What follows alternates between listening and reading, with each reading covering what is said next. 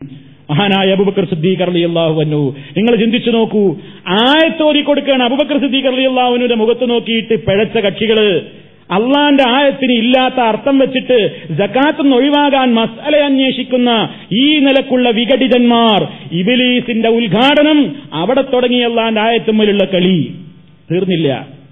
ഇതൊരു കക്ഷിയുടെ സ്വഭാവമാണെങ്കിൽ ഇനിയതാ അന്ന് തന്നെയതാ പിന്നീട് കുറച്ചു കാലം കഴിഞ്ഞപ്പോ അലി ഇബ്നു അബീ ത്വാലിബ് റളിയല്ലാഹു അൻഹുവിന്റെ കാലത്ത് മറ്റൊരു കക്ഷി പുറപ്പെടുന്നു.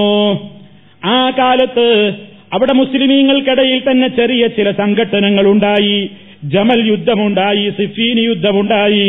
അങ്ങനെ മുസ്ലിമീങ്ങൾക്കിടയിൽ ചേരിതിരിഞ്ഞ് പോരാട്ടമുണ്ടായപ്പോ അവസാനം ഒരു തീരുമാനമുണ്ടായി. ഒരു വ്യക്തിയെ, ഒന്ന് രണ്ട് വ്യക്തികളെ മധ്യസ്ഥന്മാരായിട്ടങ്ങ് നിയമിച്ചു.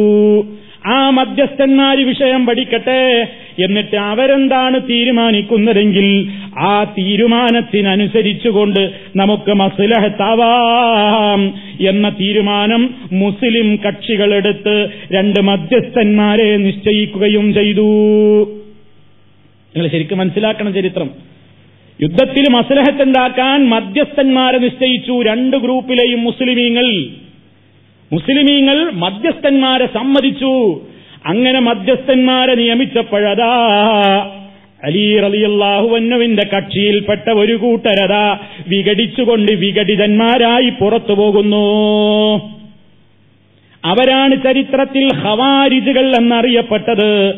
പുറത്തുപോയ വിഘടിത കക്ഷിയാണ് ഖവാരിജ് എന്നറിയപ്പെടുന്ന പഴച്ചുപോയ കക്ഷി. ആ കക്ഷി എന്താ ചെയ്തതെന്നോ, അവര് അലി റളിയല്ലാഹു അൻഹു അടക്കമുള്ള, അതല്ലെങ്കിൽ പല സഹാബിമാരെയും വന്ന് ജീവിച്ചിരിക്കുന്ന പലരും പിഴച്ചവരാണ്, പലരും യഥാർത്ഥമായ ഈമാനിൽ നിന്ന് തെറിച്ചവരാണ് എന്നാണ് അവര് വാദിച്ചത്. എന്നിട്ടോ അവര് ആയത്തോതുകയാണ്.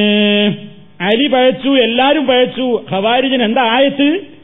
അല്ലാഹു ഖുർആനിൽ പറയുന്നുണ്ട്, ഇനിൽ ഹുക്മു ഇല്ലാ ലില്ലാഹ്, വിധിക്കാനുള്ള അധികാരം അല്ലാഹുവിനല്ലാതെ ഇല്ല. കണ്ടോ, ഇന്ന് സ്ഥാനത്തും അസ്ഥാനത്തും ജമാഅത്തെ ഇസ്ലാമിക്കാര് ഓതുന്ന ആയത്തിന്റെ തുണ്ടം ഇനിൽ ഹുക്മു ഇല്ലാ ലില്ലാഹ്, വിധിക്കാനുള്ള അധികാരം അല്ലാഹുവിനല്ലാതെ ഇല്ല എന്ന ഈ ആയത്തിന്റെ തുണ്ടം പൊക്കി പിടിച്ചിട്ട് ഖവാരിജ് എന്ന പഴച്ചുപോയ കക്ഷി പറഞ്ഞു, അലി പഴച്ചിരിക്കുന്നു, മുആവിയ പഴച്ചിരിക്കുന്നു, സഹാബാക്കൾ മുഴുവനും പഴച്ചിരിക്കുന്നു. മാത്രമല്ല അവര് പറഞ്ഞു, അലിയാരുടെ മുഖത്ത് നോക്കിയിട്ട് ഈ കക്ഷി പറഞ്ഞു, നിങ്ങൾ ഇതുവരെ അമീറുൽ മുഅ്മിനീൻ ആയിരുന്നുവെങ്കിൽ ഇതാ നിങ്ങൾ ആ മധ്യസ്ഥനെ അംഗീകരിച്ചത് മുതൽ അള്ളയല്ലാത്തൊരു വിധികർത്താവിനെ നിങ്ങൾ അംഗീകരിച്ചില്ലേ? അള്ളയല്ലാത്തൊരു വിധികർത്താവിനെ നിങ്ങൾ സമ്മതിച്ചു കൊടുത്തില്ലേ? അതുകൊണ്ട് എന്ന് മുതൽ നിങ്ങൾ അമീറുൽ മുഅ്മിനീൻ അല്ല, നിങ്ങൾ അമീറുൽ കാഫിരീൻ, കാഫിരീങ്ങളുടെ അമീറാണ് കേട്ടോ. അലി റളിയല്ലാഹു അൻഹുവിന്റെ മുഖത്ത് നോക്കിയിട്ട് ഈ പഴച്ച കക്ഷി ഇനിൽ ഹുക്മു ഇല്ലാ ലില്ലാഹ് എന്നുള്ള ആയത്ത് അലിയാർക്ക് പഠിപ്പിച്ചു കൊടുക്കുകയാണ്. ഖുർആനിൽ അങ്ങനല്ലേ? ഉണ്ട്. പക്ഷേ അതിനർത്ഥം മാറ്റിവെച്ചതാണ്. എന്തേ ഇവിടെ ഈ സംഭവം പറഞ്ഞിട്ട് ഇമാം ശാഫഈ റഹ്മത്തുള്ളാഹി അലൈഹിയെ പോലെയുള്ള പണ്ഡിതന്മാരൊരു കാര്യം പറഞ്ഞു. ഈ പറഞ്ഞ വാദിക്കുന്ന കക്ഷികൾക്ക് തലയിൽ വല്ലതും ഉണ്ടായിരുന്നുവെങ്കിൽ ഇവരിങ്ങനെ പിഴക്കുമായിരുന്നോ? കാരണം വലൗ നവറൽ ഖവാരിജു, ഈ ഖവാരിജിന് അല്പമെങ്കിലും ബുദ്ധി ഉണ്ടായിരുന്നുവെങ്കിൽ അവർക്കൊന്ന് ചിന്തിച്ചുകൂടെ? ദീനിന്റെ എത്രയോ കാര്യങ്ങളിൽ വിധിക്കാൻ വേണ്ടിയുള്ള പല രൂപത്തിലുള്ള മാധ്യസ്ഥ കാര്യങ്ങളിലും അല്ലാഹു റബ്ബുൽ ആലമീൻ തന്നെ മനുഷ്യർക്കങ്ങനെ അധികാരം കൊടുത്ത കഥകൾ ഖുർആനിൽ തന്നെയില്ലേ?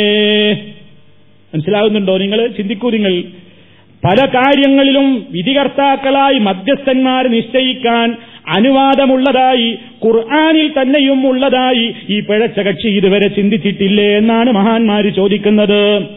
ഉദാഹരണം, ഭാര്യാഭർത്താക്കൾ തമ്മിൽ തെറ്റിയാൽ, ഭാര്യാഭർത്താക്കൾ തമ്മിൽ പിണങ്ങിയാൽ ഇസ്ലാം ആ പിണക്കം തീർക്കാൻ ചില മാർഗങ്ങൾ പറയുന്നു. ആദ്യം പറയുന്നു ഉപദേശിക്കണം, പിന്നെ പറയുന്നു കിടപ്പറ വെടിയണം, പിന്നെ പറയുന്നു ചെറിയ രൂപത്തിലുള്ള ശിക്ഷാമുറകൾ സ്വീകരിക്കണം. അതുകൊണ്ടൊന്നും നന്നാകുന്നില്ലെങ്കിൽ ഖുർആൻ പിന്നെ പറയുന്ന ഒരു നിയമമുണ്ട്, ഫബ്അസൂ ഹകമൻ മിൻ അഹ്ലിഹി വഹകമൻ മിൻ അഹ്ലിഹാ. വരന്റെ ഭാഗത്തു നിന്നൊരു മധ്യസ്ഥനും വധുവിന്റെ ഭാഗത്തു നിന്നൊരു മധ്യസ്ഥനും, അങ്ങനെ ഒരു കുടുംബ കോടതി മധ്യസ്ഥന്മാരായിട്ട് വധൂവരന്മാരുടെ പ്രശ്നങ്ങൾ പഠിച്ചിട്ട് അവരെ മസ്ലഹത്താക്കട്ടെ. ഖുർആൻ ഇത് പറഞ്ഞിട്ടില്ലേ?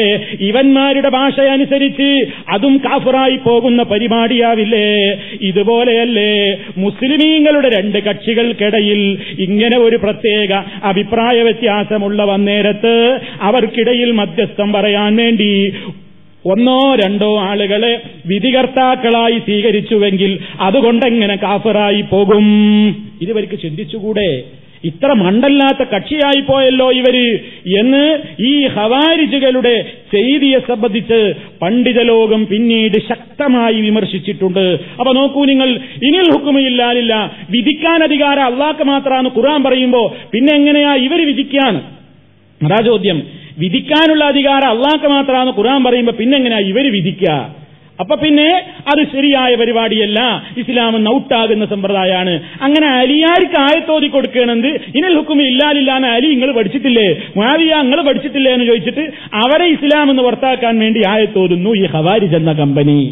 നോക്കൂ നിങ്ങൾ, അബൂബക്കർ സിദ്ദീഖ് റളിയല്ലാഹു അൻഹുവിന്റെ കാലത്ത് സകാത്ത് നിഷേധികൾക്ക് തെളിവെന്താ? ഖുർആനിലെ ആയത്ത്.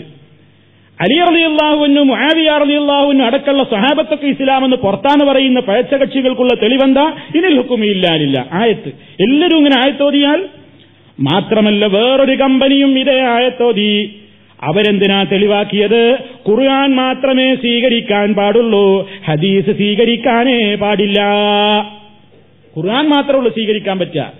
ദീനിന്റെ വിഷയങ്ങൾ ഖുർആനിന്ന് മാത്രം പഠിച്ചാൽ മതി, നബി സല്ലല്ലാഹു അലൈഹി വസല്ലമിന്റെ എന്ന് പറഞ്ഞുകൊണ്ടുള്ള ഹദീസുകളൊന്നും നോക്കേണ്ടതില്ല എന്ന് പറഞ്ഞ് അഹ്ലുൽ ഖുർആൻ എന്ന് പറയുന്ന ഒരു കക്ഷിയുണ്ടായി. അഹ്ലുൽ ഖുർആന്റെ ആൾക്കാർ ഒരു ഖുർആൻ മാത്രമേ സ്വീകരിക്കൂ. അങ്ങനെ കുറെ വിഡ്ഢികളുണ്ടായി. അവർക്കെന്താ തെളിവ്? ഖുർആനുണ്ട് ഞങ്ങൾക്ക് തെളിവ്. എന്താ ഖുർആനിലെ തെളിവ്? ഇനിൽ ഹുക്മു ഇല്ലാ ലില്ലാഹ്, വിധിക്കാനുള്ള അധികാരം അല്ലാഹ്ക്ക് മാത്രം. പിന്നെങ്ങനെ അല്ലാഹുവിന്റെ റസൂൽ വിധിക്കുക? പിന്നെങ്ങനെ അല്ലാഹുവിന്റെ റസൂൽ ഒരു കാര്യം പറയുക? അല്ലാഹ് വിധിച്ചത് മാത്രമേ ഞങ്ങൾ സ്വീകരിക്കൂ, കാരണം ഖുർആനിൽ വ്യക്തമായി ആയത്തുണ്ട്, ഇനിൽ ഹുക്മു ഇല്ലാ ലില്ലാഹ്, വിധിക്കാൻ അധികാരം അല്ലാഹുവിനല്ലാതെ ഇല്ല.